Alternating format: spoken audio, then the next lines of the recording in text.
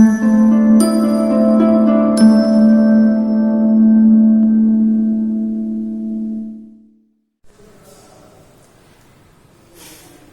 Morning student, मैं अभिनंदन Vishwakarma, Deoria private ITI। और हम आज पढ़ेंगे ट्रेड थ्योरी और टॉपिक हमने सिलेक्ट किया है स्क्रू थ्रेड। इसको सिलेक्ट करने का मुख्य उद्देश्य है कि आने वाले एग्जाम में इससे प्रश्न अच्छे खासे उठाए जाते हैं, इसलिए इसको सिलेक्ट किया गया है और सिलेबस के अकॉर्डिंग हम चल भी रहे हैं। स्क्रू थ्रेड मतलब इसकी जो परिभाषा है कुछ इस तरह है। किसी सिलेंडर के ऊपरी और अंदरूनी सिरे में हेलिक्स एंगल में बने हुए रीच को स्क्रू थ्रेड कहते हैं। ठीक है, आप स्क्रू थ्रेड की इमेज यहाँ देख रहे हैं। इस स्क्रू थ्रेड का बहुत ही उपयोग है, खासकर आज के आधुनिक युग में। ये युग ऐसा है जिसमें स्क्रू थ्रेड का प्रयोग के द्वारा बहुत से काम किए जा रहे हैं। सबसे पहला गति परिवर्तन। गति परिवर्तन कहाँ होता है? जैसे लेथ मशीन में जो लीड स्क्रू होता है, लीड स्क्रू थ्रेडी है, इसके द्वारा पावर ट्रांसमिशन होती है। तो पहला गति परिवर्तन हो गया। दूसरा प्रिसीजन इंस्ट्रूमेंट यानी मेजरिंग करने के लिए, जैसे आउटसाइड माइक्रोमीटर। उसके बाद भार उठाने के लिए स्क्रू जैक, जिसका प्रयोग बड़े बड़े ट्रक्स को या चाहे जो भी चीज उठाने के लिए हम स्क्रू थ्रेड का प्रयोग करते हैं। ठीक है, तो स्क्रू थ्रेड का प्रयोग आज के औद्योगिक युग में भी कई जगह प्रयोग करते हैं। सबसे इम्पोर्टेंट जगह जो आप हमारे प्रोजेक्ट में भी देखे हैं, कुछ दिन पहले हमने बनाया था गोबर पाथने वाली मशीन, उसमें भी हमने देख सकते हैं लीड स्क्रू का ही प्रयोग किया है। उसी सिद्धांत पे हमने इस मशीन को बनाया और हम नेक्स्ट अब उसके इमेज के माध्यम से समझेंगे। हमने लेआउट के माध्यम से ये इमेज ड्रॉ की हुई है। ये इमेज इधर भी ब्लिंक कर रही है, ध्यान देते रहिएगा। चलिए अब ध्यान देते हैं। सबसे पहले ध्यान दीजिए, जो इसकी साइड है यानी जो ये दांत, इसका एक फेस है, ये कोई थ्रेड है, थ्रेड का जो ये फेस है इसको हम कहते हैं फ्लैंक। यही इसका स्पेस डिसाइड करता है। दूसरा हमारा है रूट, यानी जो ये गहराई, ये पॉइंट, ये डिसाइड करता है रूट को कि किधर से कैसे रूट ले जाएगा। ठीक है, उसके बाद क्रेस्ट, जो इसका ये टॉप वाला फ्लोर है, इसको हम बोलते हैं क्रेस्ट। ये कॉर्नर की ऊपर की हिस्सा होती है जिसको कॉर्नर डिसाइड करता है। इसमें इन तीनों का मुख्य भूमिका है। रूट के द्वारा रूट डिसाइडेड होता है। क्रेस्ट जो एक इक्वल रूट में जाके फिट हो जाती है, और फ्लैंक जो उस थ्रेड की ये टोटल चौड़ाई होती है कि वो कितनी है, उसी के आधार पर उसकी मजबूती डिसाइड होती है। ठीक है, एक यहाँ पे हमने लिखा है P यानी पिच। एक थ्रेड से दूसरे थ्रेड के बीच की दूरी को बोलते हैं पिच। तो इसकी परिभाषा होती है दो क्रमागत दांतों के बीच की दूरी। दो क्रमागत दांत के बीच की दूरी को हम लोग पिच बोलते हैं। ठीक है, फिर देखिए यहाँ पे हमने 1 2 3 लिखा हुआ है। 1 2 3 क्या है? जो सबसे यहाँ पे छोटी वाली ये जो नीचे का रेखा है, ये सबसे नीचे वाली, यहाँ पे डिस्टेंस से ध्यान दे सकते हैं, सबसे नीचे वाली, इसको हम लोग बोलते हैं माइनर डायमीटर। माइनर मतलब जो सबसे छोटी, इस थ्रेड की सबसे लास्ट, जो यहाँ पे हमारा रूट का है, रूट का कॉर्नर टू कॉर्नर नीचे का, इसको हम लोग बोलते हैं माइनर डायमीटर। उसके बाद जो 2 नंबर का है वो मेजर डायमीटर। जो बाहर का है, ये बाहर की बड़ी से बड़ी जो सबसे ऊपर कॉर्नर वाला हिस्सा है, इसको हम लोग बोलते हैं मेजर डायमीटर। और तीसरा है एक डायमीटर और होता है, जैसे जब नट बोल्ट को फिट किया जाता है तो उसमें देखेंगे कि थोड़ा सा प्ले रहता है। यदि प्ले नहीं रहेगा तो नहीं चलेगी, तो उसके बीच में जो प्ले रहता है वो पिच का होता है। तो जो तीसरी रेखा होती है वो एक काल्पनिक रेखा होती है और जिसको हम बोलते हैं पिच डायमीटर। तो स्क्रू थ्रेड में 3 डायमीटर होते हैं, मेजर, माइनर और पिच डायमीटर। ये आप इमेज के माध्यम से देख रहे हैं, इधर भी इमेज ब्लिंक कर रही है। ठीक है, यदि इसमें कोई भी दिक्कत हो तो प्लीज कमेंट जरूर करिएगा। स्क्रू थ्रेड एक बार फिर से परिभाषा स्पष्ट करते हैं। आप सभी लोग कॉपी पेन लेके ये जो भी नोट्स लिखवाई जा रही हैं अपने नोट्स पे लिखिए, ठीक है। चलिए परिभाषा सुन लीजिए फिर से एक बार। सिलेंडर के अंदरूनी व बाहरी सरफेस पर हेलिक्स एंगल में बने हुए रिज को स्क्रू थ्रेड कहते हैं। इमेज के माध्यम से आप स्क्रू थ्रेड देख रहे हैं। अब स्क्रू थ्रेड होते हैं कितने प्रकार के होते हैं, कैसे होते हैं, तो सभी लोग left hand thread, right hand thread सुने होंगे, और इसके अलावा भी एक थ्रेड होता है जिसको टेपर थ्रेड कहते हैं। अब तीनों थ्रेड में अंतर क्या होता है, तो अंतर क्या होता है ध्यान दीजिए। जो राइट हैंड थ्रेड होता है यानी सीधी चूड़ी की जो थ्रेड होती है उसका प्रयोग सर्वाधिक हर जगह किया जाता है, वो सबसे कॉमन होता है, ठीक है। दूसरा होता है left hand thread. Left hand thread का प्रयोग मैक्सिमम वहां पे प्रयोग किया जाता है जहां पर कोई चीज आसानी से ना खुले, जैसे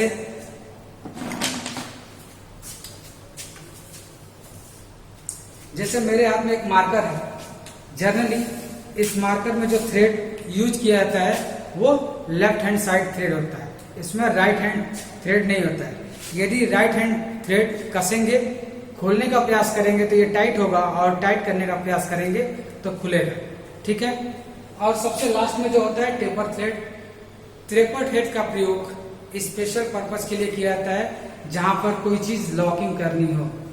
इसका प्रयोग सबसे अधिक शुगर मिल के सॉफ्टवेयर में किया जाता है। आप इमेज में टेपर थ्रेड देख रहे हैं। नेक्स्ट हम देखेंगे टाइप ऑफ थ्रेड।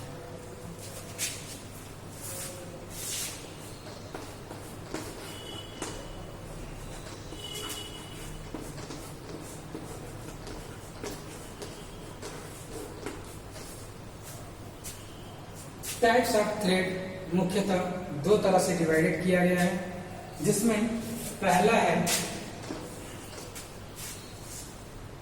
भी थ्रेड,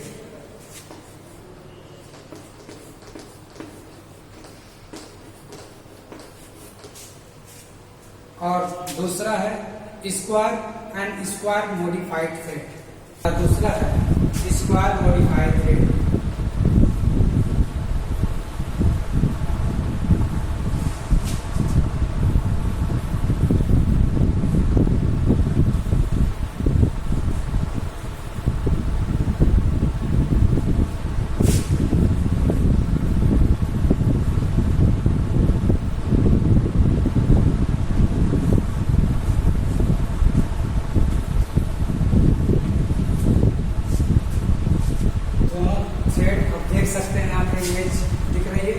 दोनों में क्या डिफरेंस है वी थ्रेड और स्क्वायर थ्रेड में देख रहे हैं।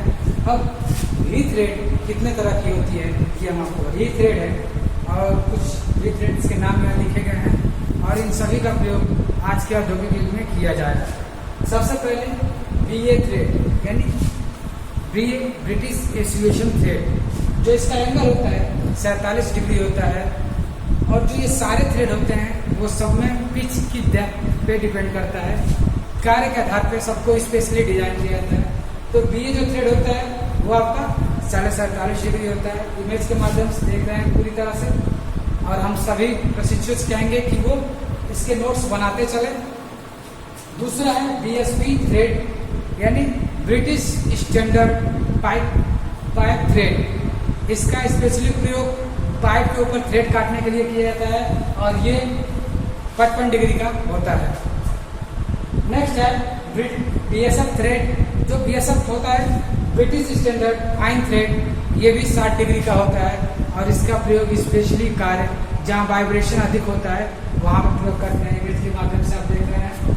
BSW British standard with what thread, इसका एंगल जो होता है वो 55 डिग्री होता है, और आज के युग में जो सबसे साधारण कार्य हम लोग प्रयोग करते हैं, जो जनरली मार्केट में नट बोल्ट खरीदते हैं, वो सारे बीएसडब्ल्यू ही थ्रेड होता है, British standard with what thread, जिसका एंगल होता है 55 डिग्री। उसके बाद American national thread, American national screw thread, इसका एंगल होता है 60 डिग्री, और इसका स्पेशली प्रयोग जहाँ ऑटोमोबाइल में किया जाता है, जहाँ वाइब्रेशन अधिक होता है, जिससे ये खुल ना सके। इस स्क्रू थ्रेड की डिजाइनिंग कुछ ऐसी होती है कि रूट और क्रेस्ट थोड़ा सा चपटा होता है, जिससे इसकी जो वाइब्रेशन होती है वो कम होती है और ये अधिक समय तक चलता है। नेक्स्ट है हमारा आइसोमेट्रिक थ्रेड।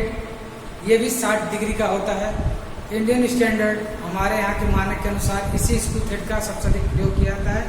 आज के औद्योगिक युग में जो भी मशीनें बनाई जाती हैं जहाँ पे अधिक वाइब्रेशन करने की आवश्यकता जहाँ होती है वहाँ पे हम इस स्क्रू थ्रेड का प्रयोग करते हैं। और सबसे लास्ट में भी शार्प थ्रेड, ये घी आकार का होता है और शार्प होती है। इसका जो कॉर्नर होता है नुकीला होता है और ये भी 60 डिग्री का होता है। आप इमेज के माध्यम से ये सारे थ्रेड्स देख सकते हैं। अब हम नेक्स्ट देखेंगे square and square modified thread. देख सकते हैं square and square modified thread में सबसे पहले स्क्वायर थ्रेड। स्क्वायर थ्रेड में होता क्या है, इमेज के माध्यम से देख रहे हैं कि ये 90 डिग्री का होता है और जो इसकी डेप्थ होती है और विड्थ होती है दोनों 0.5D होती है। जितना भी इसका डायमीटर होता है उसी का आधार पर डिपेंड करता है। तो स्क्वायर थ्रेड जो 90 डिग्री होती है देख सकते हैं। और इसका प्रयोग जैसे स्क्रू जैक में प्रयोग किया जाता है। स्क्रू जैक में इमेज देख रहे हैं, इसमें इसका मैक्सिमम प्रयोग किया जाता है। दोनों तरफ की थ्रेड इक्वल होती है जहाँ अधिक भार पे भी ये आसानी से काम कर लेता है। दूसरा हमारा है acme thread. Acme thread 29 degree image में आप देख रहे हैं। एक्मी थ्रेड की खासियत ये होती है कि इसमें जो थ्रेड होता है वो 29 डिग्री होने की वजह से मेल और फीमेल दोनों एक साथ बैठ जाता है। और ये थ्रेड 29 डिग्री ये लेथ मशीन के स्क्रू थ्रेड में होता है जिसमें स्प्लिट नट के द्वारा हम थ्रेडिंग का काम करते हैं। तो एक्मी थ्रेड आप देख सकते हैं। नेक्स्ट हमारा है नकल थ्रेड। नकल थ्रेड में हमने एंगल नहीं लिखा हुआ है, रीजन क्योंकि इसकी जो थ्रेड होती है वो लहरदार होती है, ऐसे पानी की धार की तरह। ठीक है, ये जो रेडियस होता है ये 0.5D होता है, जो भी होगा 0.5D के हिसाब से होता है। तो जो ये रेडियस है इसका स्पेशली प्रयोग रेलवे वैगन को जोड़ने के लिए होता है। जो रेलवे की गाड़ियाँ होती हैं दोनों गाड़ियों के बीच में जोड़ने के लिए इसी तरह के थ्रेड का प्रयोग किया जाता है। और जो एक जगह और प्रयोग होता है जो सबसे कॉमन है वो है, आप प्लास्टिक के बोतल देखे होंगे, उसमें देखना ढक्कन पे जो थ्रेड होगी वो अर्धगोलाकार होगी, यानी वो नकल थ्रेड है। Square modified thread square modified thread का है। नेक्स्ट है last buttress thread. Buttress thread का जो एंगल होता है वो 45 डिग्री होती है। इसका प्रयोग सिर्फ एक तरफ वजन उठाने के लिए किया जाता है। इमेज के माध्यम से आप देख सकते हैं जो स्क्वायर थ्रेड है इसमें सिर्फ एक ही तरफ की लोड देने के लिए होता है और दूसरी तरफ आराम से रिलीज हो जाता है। इसमें जो एंगल होता है आप इमेज में देख रहे हैं कि एक तरफ होता है।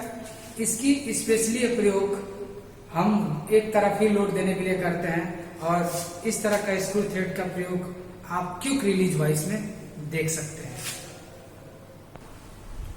हम नेक्स्ट देखेंगे थ्रेड कटिंग मेथड्स। थ्रेड किन मेथड से काटा जाता है, यानी चूड़ी किस माध्यम से काटा जाता है। तो सबसे पहले है लेथ मशीन के द्वारा। लेथ मशीन के द्वारा चूड़ी काटी जाती है। दूसरा मिलिंग मशीन के द्वारा चूड़ी काटी जा रही है।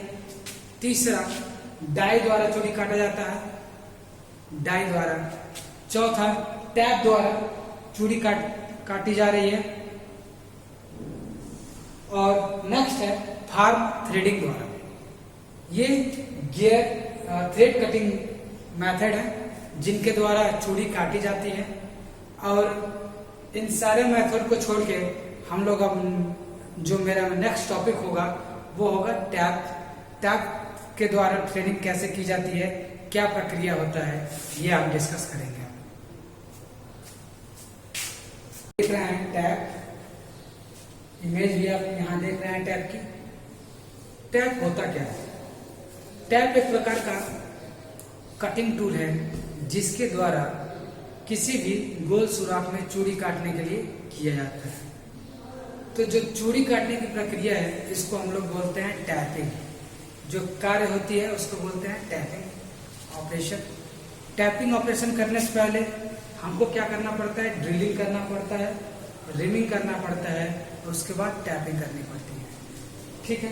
टैपिंग करने के लिए टैप टूल का प्रयोग किया जाता है। इमेज के माध्यम से टैप टूल देख रहे हैं। टैप टूल के द्वारा प्रयोग करने के लिए टैप रिंच का भी प्रयोग किया जाता है। टैप रिंच यहाँ देख रहे हैं, ठीक है। तो टैप एक प्रकार का कटिंग टूल है जिसके द्वारा हम किसी भी गोल जॉब में चूड़ी काटने के लिए करते हैं। और ये चूड़ी कैसे काटता है?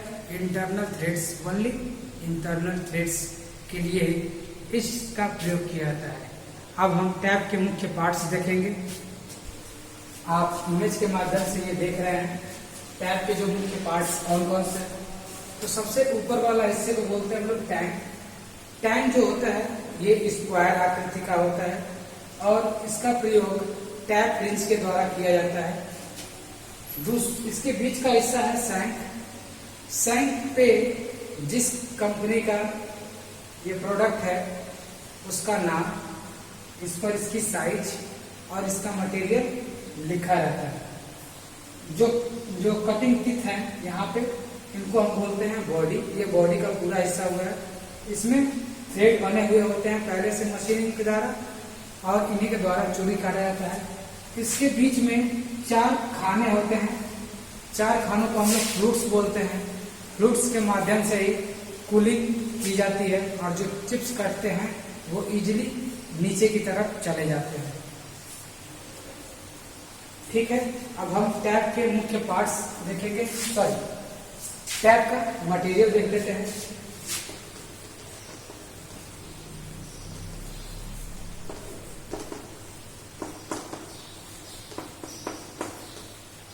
जो टैप का मटेरियल होता है ये उच्च क्वालिटी की टूल स्टील से बनाकर ग्राइंडिंग और फिनिशिंग करने के बाद टेम्परिंग कर दी जाती है।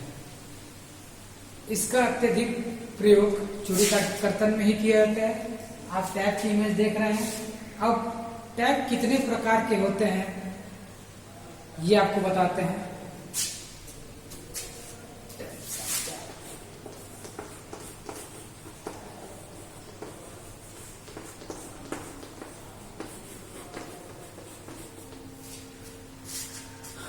Next, types of tap. जो टैप होता है ये कार्य के आधार पे कई प्रकार के होते हैं। इसमें जो सबसे कॉमन है वो है हमारा हैंड टैप।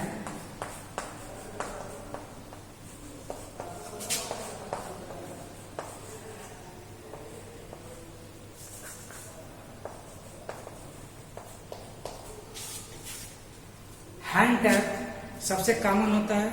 इसमें सबसे पहला होता है टेपर टैप। सबसे पहले होता है हमारा टेपर टैप। टेपर टैप में इसकी खासियत ये होती है कि इसमें 7 से 8 दांते टेपर होते हैं जिससे ये होल के सुराख में इजीली बैठ जाता है और इसका काम सिर्फ धारी बनाना होता है उस सुराख में, ठीक है। टेपर टैप को फर्स्ट टैप के नाम से भी जानते हैं। इसको फर्स्ट टैप भी कहा जाता है। दूसरा हमारा है इंटरमीडिएट टैप। इंटरमीडिएट टैप पे 4 से 5 दांते टेपर होते हैं। इसका मुख्य काम थ्रेड काटना होता है और ये चूड़ी कर्तन का काम यही करता है। टेपर टैप सिर्फ रेखा बना देगा। इंटरमीडिएट टैप का प्रयोग चूड़ी कर्तन में किया जाता है जो चूड़ी काटने का काम करता है। और तीसरा होता है बॉटमिन टैप या फाइनल टैप के नाम से इसको जानते हैं। ये चूड़ी को फाइनल फिनिशिंग देता है। तो बॉटमिन टैप आप देख रहे हैं। तो ये 3 टैप होते हैं। तीनों टैप की इमेज आपके सामने स्पष्ट है और इन तीनों टैप के प्रयोग के द्वारा ही हम लोग चूड़ी कर्तन का काम करते हैं। तो ये हमारा हैंड टैप का 3 भाग था, ये हम दिखा दिए। नेक्स्ट हम देखेंगे मशीन टैप।